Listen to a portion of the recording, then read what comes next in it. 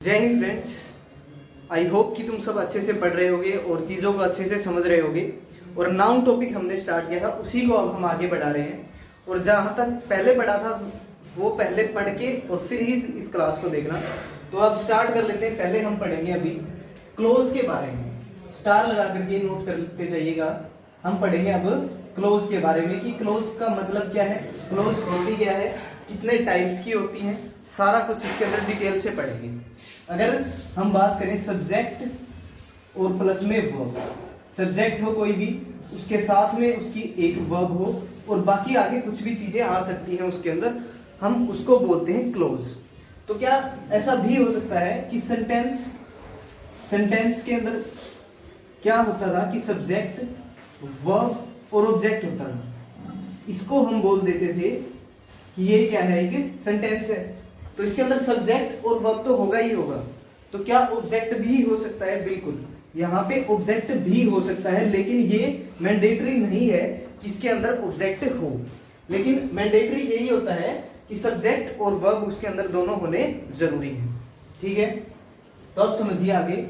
तो क्या एक क्लोज को हम, जैसे कि एक एग्जांपल देता हूं मैं इसका, कि he went there, he went there. तो ये क्या है इसका सब्जेक्ट, ये क्या है इसका सब्जेक्ट है, और वेंट क्या है इसकी वर्ब।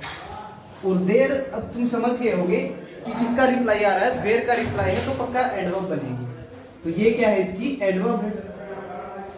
तो समझिए अब चीज को ध्यान से कि इसके अंदर क्या है, इसका सब्जेक्ट है, वर्ब है, लेकिन ऑब्जेक्ट नहीं है। तो इसको हम बोल सकते हैं क्या, कि ये एक क्लोज है। अब तुम समझ गए होगे शायद थोड़ा सा कि क्लोज का मतलब ही क्या है। तो अगर मैं इसके बारे में थोड़ा सा और डिटेल में बताऊं, तो ये जो एक सब्जेक्ट होगा इसका, इसको हम नाउन या प्रोनाउन बोल सकते हैं। ये बन सकता है इसके अंदर नाउन या इसका प्रोनाउन। ठीक है, और वर्ब भी होगी, ऑब्जेक्ट हो भी सकता है और नहीं भी हो सकता है। इस बात में तो कोई दिक्कत नहीं आई होगी। अब एक और देखिए इसका example, I invited him, I invited him, but he didn't come. But he didn't come. अब इसके अंदर देख रहे होगे तुम कि ये क्या है, इसका सब्जेक्ट है, और ये इसकी वर्ब है, और ये ऑब्जेक्ट है। अब एक चीज तो समझ आ रही है कि ऑब्जेक्ट हो या ना हो, सब्जेक्ट और वर्ब की फॉर्मेशन से, किसकी, सब्जेक्ट और वर्ब की फॉर्मेशन से हमें इतना तो समझ आएगा कि ये एक क्लोज है। ये क्या है, एक क्लोज है। और फिर हम देखते हैं आगे, बट क्या है, इसके अंदर कंजंक्शन है। ये बट क्या है, इसका कंजंक्शन है। अगर ये कंजंक्शन है तो ही यहाँ पे फिर से क्या है, इसका सब्जेक्ट है, और ये फिर इसकी वर्ब है। ठीक है, तो इससे हमें पता लग रहा है क्या, कि एक और क्लोज की फॉर्मेशन है यहाँ पे। इसको हम एक और क्लोज बोल सकते हैं बिल्कुल। तो ये भी क्या है, क्लोज है। तो फिर हमने इस एग्जांपल से ये देखा है कि यहाँ पे हम एक ही सेंटेंस के अंदर दो क्लोज का यूज कर पा रहे हैं। तो इससे एक और बात निकल के आएगी क्या, कि एक ही सेंटेंस के अंदर दो क्लोज भी यूज हो सकते हैं। लेकिन क्या ये दोनों क्लोज सेम है? क्या ये दोनों क्लोज सेम है? बिल्कुल, ये दोनों क्लोज सेम है, दोनों का मीनिंग निकल रहा है यहां से। ठीक है, इतनी बात समझ आई होगी बिल्कुल।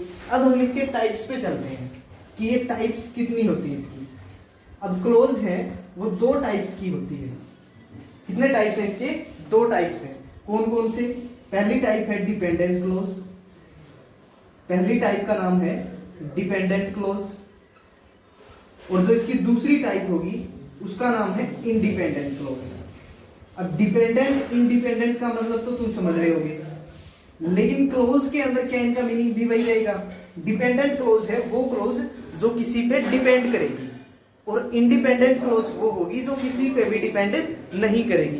कैसे? जैसे डिपेंडेंट क्लोज है अगर, तो वो बिल्कुल किसी पे डिपेंड कर रही है, इसका मतलब उसका कंप्लीट मीनिंग नहीं आएगा। जो किसी पे डिपेंड करेगी इसका मतलब उसको कुछ ना कुछ तो चाहिए।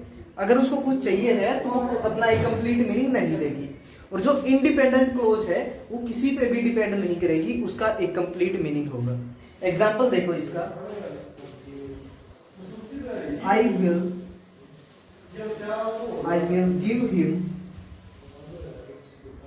give him some books. I will give him some books if he come to me.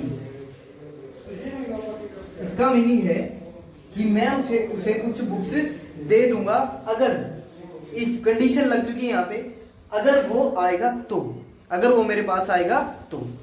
अब ये देखिए, ये क्या इसका सब्जेक्ट है, ये इसकी हेल्पिंग वर्ब या फिर मोडाल्स बोल सकते हैं इसको, और ये क्या होगी इसकी वर्ब है, और ये क्या है उसका ऑब्जेक्ट है, ये क्या है उसका ऑब्जेक्ट है। तो हमें एक चीज तो ये समझ आ रहा है कि इसका एक कंप्लीट मीनिंग है, I will give him some books. तो इसका तो कोई दिक्कत ही नहीं है, इसको हम क्या बोल सकते हैं, ये कौन सी क्लोज है, यहाँ से यहाँ तक इंडिपेंडेंट क्लोज है। ये कौन सी क्लोज होगी, इंडिपेंडेंट क्लोज होगी।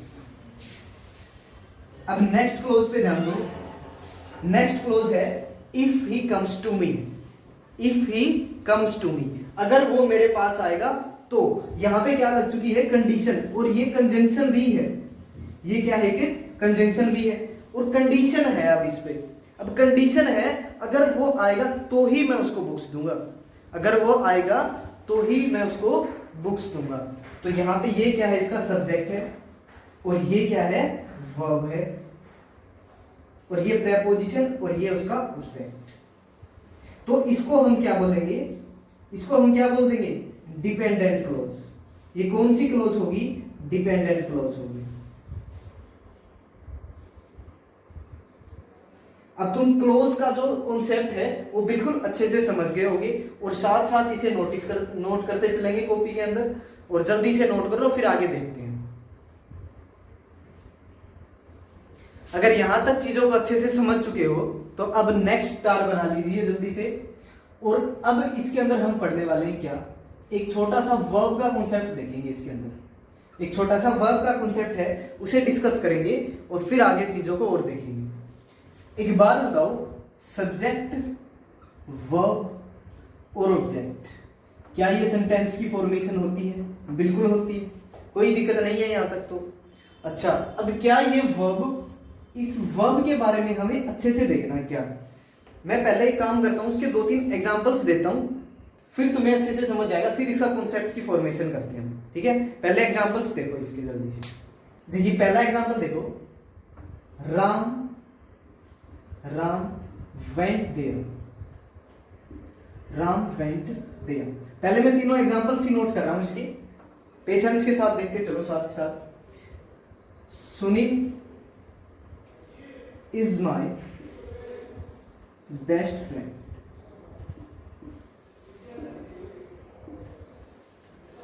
Raman has a new car.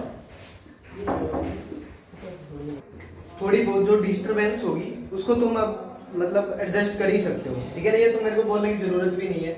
अब देख लो इस वर्ब का मतलब, अब एक वर्ब मैं ये पूछ लूं कि वर्ब का मीनिंग क्या होता है, तो मोस्टली यही बोलेंगे कि वर्ब का मतलब है एक्शन।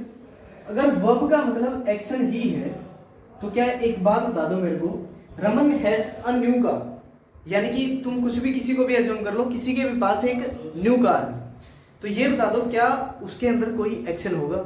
बिल्कुल नहीं। अगर एक्शन नहीं है तो इस सेंटेंस के अंदर वर्ब कौन है? हैज है, ठीक है। अब ये भी एक दिमाग में आएगा कि ये वर्ब हेल्पिंग वर्ब है या मेन वर्ब है। जब भी तुम्हें सेंटेंस के अंदर केवल एक ही वर्ब दिखे तो वो पक्का मेन वर्ब ही है, ठीक है। तो अब ये बात पे ध्यान रख दो, तो क्या इसके अंदर कोई एक्शन है? एक्शन तो नहीं है। अगर मैं कह दूं इसके अंदर एक्शन है तो वो तो तुम्हें नहीं दिख रहा कोई भी एक्शन। अगर मेरे पास कोई न्यू कार है तो वो कोई एक्शन थोड़ी कर दिया मैंने, वो मेरे पास है, यानी कि उस कार के ऊपर पोजेशन या फिर अधिकार किसका है? मेरा है। या फिर रमन है तो रमन का है, ठीक है। तो इसको हम क्या बोलेंगे, कौन सी वर्ब है ये क्या शो कर रही है इस सेंटेंस के अंदर? ये पोजेशन को शो कर रही है। ये किसको शो करेगी? पोजेशन को। तो यानी कि वर्ब का एक काम निकल के आया, वो कौन सा है कि ये पोजेशन को शो कर सकती है। समझ आई पहली बात? हाँ, इसके अंदर जो तुम एक्शन की बात करते हो वो इसके अंदर चल जाएगी कि राम वेंट देयर, राम वहां गया, यानी कि उसने कुछ एक्शन किया, वो वहां जाएगा तो वो कुछ एक्शन ही होगा। तो इसके अंदर तो हम बोल सकते हैं बिल्कुल ये एक्शन है, लेकिन हर एक सेंटेंस के अंदर हम ये नहीं बोल सकते कि वर्ब कोई एक्शन कर रही है या फिर कुछ एक्शन हुआ है, हर बार ये पॉसिबल नहीं होगा। तो ये दिमाग से हटा दें कि वर्ब का मीनिंग एक्शन होगा, ये चीज तो हटा दें। हाँ, उसका एक मीनिंग ये भी होगा, ये हम बोल सकते हैं। अच्छा, फिर इधर आओ, Sunil is my best friend. Sunil मेरा एक अच्छा दोस्त है। तो क्या ये तो कोई एक्शन किया? नहीं किया एक्शन। क्या इस बार कोई पोजेशन भी है? वो भी नहीं है। यानी कि इस बार फिर क्या चीज है? ये एक जस्ट हैपनिंग को शो करेगा। ये किसको शो करेगा? यहाँ पे इस सेंटेंस के अंदर ये वर्ब सिर्फ हैपनिंग को शो करेगी। तो यानी कि एक और नई चीज हमने सीखी है, वो क्या है कि वर्ब हैपनिंग को भी शो करती है। तो यहाँ पे हमने वर्ब की 3 चीजों के बारे में पढ़ा है कि वो एक पोजेशन को भी शो करती है, वो एक एक्शन को भी शो करती है, वो एक हैपनिंग को भी शो करती है। तो ये चीजें भी जानना बहुत जरूरी था हमारे लिए, ताकि हम ये रट्टा लगा के ना चले कि वर्ब और एक्शन बस यही है खेल। ठीक है, जल्दी इसको नोट करोगे, फिर हम आगे चलते हैं।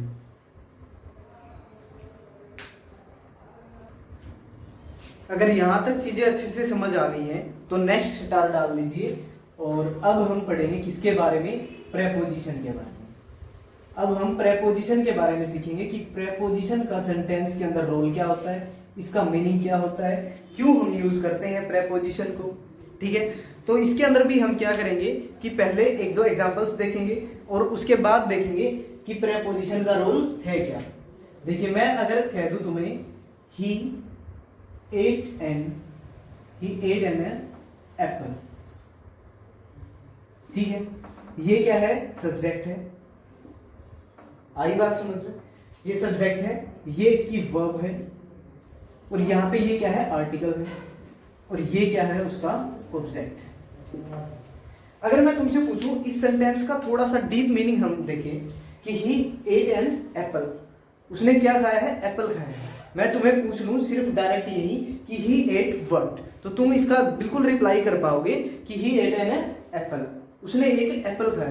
तो इसका मतलब इस वर्ब के बाद डायरेक्ट ये ऑब्जेक्ट आएगा, कोई दिक्कत ही नहीं है, इसका एक मीनिंग प्रॉपर आ रहा है। ही एट एन एप्पल, इसका प्रॉपर मीनिंग आ रहा है, बीच में कुछ भी हमें पुटअप करने की जरूरत नहीं पड़ रही है। ठीक है, एक और सेंटेंस मैं तुम्हें दे दूं, ही वेंट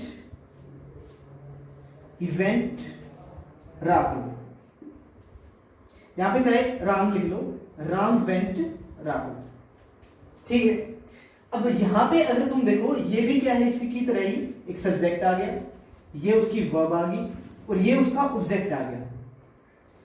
इसमें डिफरेंस है बिल्कुल, दिन रात का अंदर तुम्हें इसके अंदर दिखाई देगा। कैसे कि राम वेंट राहुल, राम गया राहुल, इसका तो फिर तो मीनिंग ही नहीं आ रहा। ये जो वर्ब है डायरेक्ट इस ऑब्जेक्ट को नहीं ले पा रही है।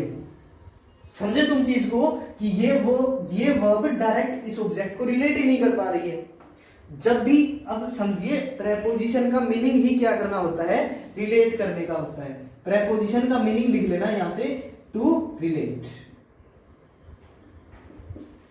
ये रिलेट करने के लिए यूज की जाएगी। पहली बात इसकी समझ में आ गई। अगर ये रिलेट करने के लिए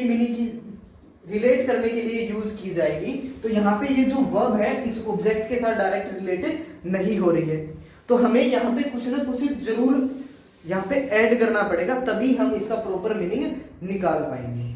समझे बात को? तो यहाँ पे हमें लिखना पड़ेगा क्या कि राम वेंट टू राहुल, और ये क्या होगी? इसकी प्रेपोजिशन।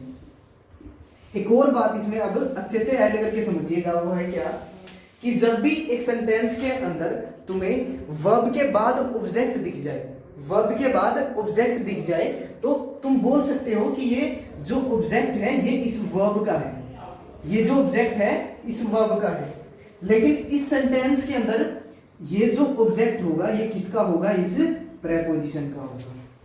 तो जब भी सेंटेंस के अंदर तुम्हें वर्ब, उसके बाद प्रेपोजिशन, फिर ऑब्जेक्ट दिखे, तो तुम समझ जाना कि ये जो ऑब्जेक्ट होगा ये अब वर्ब का नहीं रहेगा, अब ये ऑब्जेक्ट इस प्रेपोजिशन का रहेगा। क्यों रहेगा? क्योंकि अब एक बात को समझो, ये प्रेपोजिशन का ऑब्जेक्ट क्या होगा? फिर ये प्रेपोजिशन किसके लिए यूज हुई है? ये प्रेपोजिशन इस ऑब्जेक्ट को अपने साथ ले लेगी, ये अपना प्रॉपर मीनिंग देगी। क्यों? क्योंकि अगर ये इसके साथ प्रॉपर मीनिंग देती, अगर ये वर्ब इस ऑब्जेक्ट के साथ प्रॉपर मीनिंग देती तो हमें इस प्रेपोजिशन की जरूरत नहीं पड़ती। इस सेंटेंस के अंदर देखिए, अब ये जो ऑब्जेक्ट है इस वर्ब का है, तो हमें यहाँ पे प्रेपोजिशन की जरूरत नहीं पड़ रही है। लेकिन जब भी हमें प्रेपोजिशन की जरूरत पड़ी तब मीनिंग आया, यानी कि अब वो जो ऑब्जेक्ट है वो प्रेपोजिशन का हो जाएगा, ना कि वर्ब का। आई बात समझ में? एक और मैं तुम्हें एग्जांपल देता हूं इसका। क्या? एक और एग्जांपल से समझिए इसको। द फादर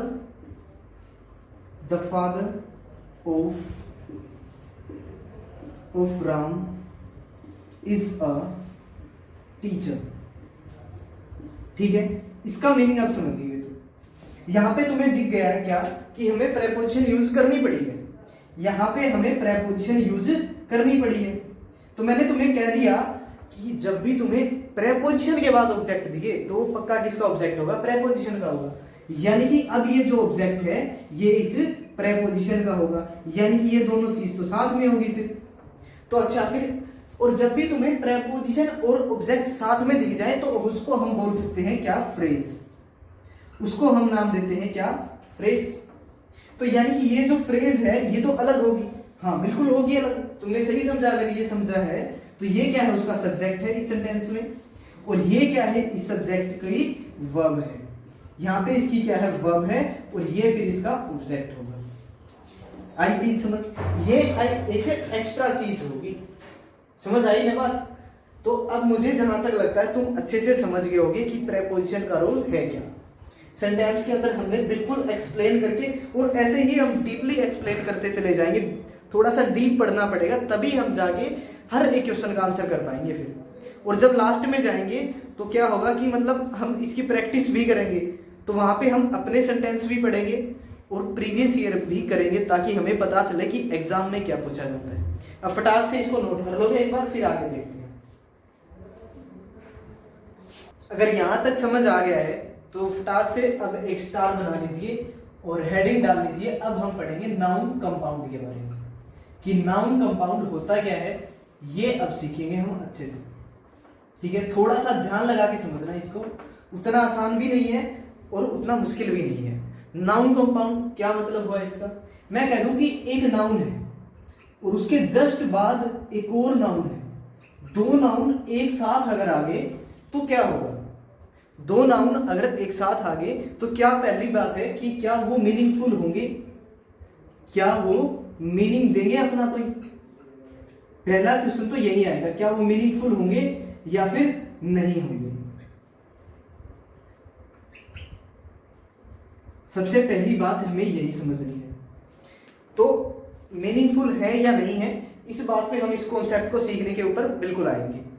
तो मैं कह दूं तुम्हें, एक तो ये नाउन है पहले ही, उसके बाद एक और नाउन हो गया, तो हम क्या करेंगे?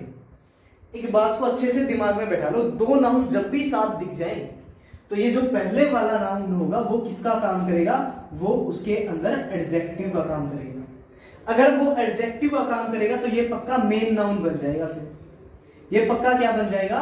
मेन नाउन बन जाएगा। अगर ये एडजेक्टिव बन गया तो यानी कि ये जो नाउन होगा ये इसके बारे में बताएगा। वो दो जो नाउन इकट्ठे दिख गए तो ये नाउन इसके अंदर कुछ ना कुछ बात बताएगा, इसका मीनिंग इसके अंदर कुछ डिटेल्स ऐड करना होगा। ये बात पल्ले पड़ेगी बिल्कुल। अगर ये मेन नाउन है, अगर फिर एक डाउट ये भी आ सकता है कि हमें सिंगुलर से प्लूरल करना पड़ जाए तो हम किसका करेंगे फिर? तो बिल्कुल ये जो मेन नाउन होगा, सिंगुलर या फिर प्लूरल जो भी करना पड़ेगा, हमें मेन नाउन का करना पड़ेगा। एडजेक्टिव के अंदर हम छेड़छाड़ नहीं कर सकते। समझ गए आप बात को? ये बात भी क्लियर हो चुकी है यहां तक। अच्छा, फिर इसका एक एग्जांपल की हम बात करें। मैं कह दूं तुम्हें, जैसे गोल्ड आ गया और फिर उसके तुरंत बाद एक रिंग आ गया, गोल्ड रिंग, तो ये किसका काम करने लग जाएगा? ये एडजेक्टिव का काम करने लग जाएगा कि जो रिंग है वो किसकी है? गोल्ड की है। जो वो रिंग है इसके अंदर वो किसकी है? गोल्ड की है। तो हमें जो सिंगुलर या प्लूरल जो करना पड़ेगा वो इसी का करना पड़ेगा। अब आई बात समझ में? तो यहां से तुम एक बात तो पकड़ गए होगे कि ये नॉट मीनिंगफुल तो नहीं होगा, यानी कि इसका मीनिंग तो बिल्कुल आएगा, ये मीनिंगफुल तो होगा। अच्छा, फिर कुछ एग्जांपल से क्लियर कर लेते हैं बात को।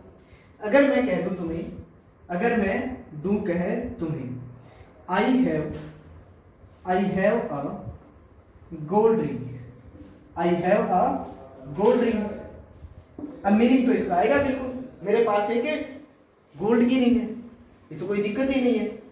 तो अच्छा, इतनी बात अगर समझ आ गई तो ये तो क्या करने लग जाएगा इसके अंदर, एडजेक्टिव का काम, और ये क्या हो जाएगी फिर मेन नाउन बन जाएगी। आई बात समझ में, बिल्कुल पल्ले पड़ी होगी। अच्छा, फिर सिंगुलर प्लूरल वाला क्या कैसे होगा, अगर मैं कह दूं आई हैव टू गोल्ड या फिर गोल्ड्स, ये तुम्हें चूज करना है, फिर रिंग या फिर रिंग्स, तो ये तुम्हें अपने आप से एक बार आंसर सोच लेना है, क्योंकि अब हम कम्युनिकेट तो कर नहीं पा रहे होंगे। तो ये देखिए, अब तुम्हारे आंसर आ चुके होंगे, यहाँ तक सोच लिया होगा तुमने कि क्या होगा। अगर यहाँ पे टू है तो इसका मतलब हमें प्लूरल तो करना पड़ेगा। मैंने तुम्हें पहले ही कहा था कि ये एडजेक्टिव है, ये एडजेक्टिव है, तो इसका मतलब इसके अंदर हम छेड़छाड़ नहीं कर सकते हैं।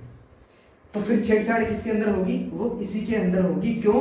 क्योंकि ये मेन नाउन है और यहाँ पे हम छेड़छाड़ कर सकते हैं। बात पल्ले पड़ी। अब नाउन कंपाउंड का कॉन्सेप्ट तुम्हारे दिमाग में जरूर बैठ गया होगा। अगर दिमाग में गया है बैठ, तो फटाक से इसे नोट कर लो और फिर आगे बढ़ते हैं।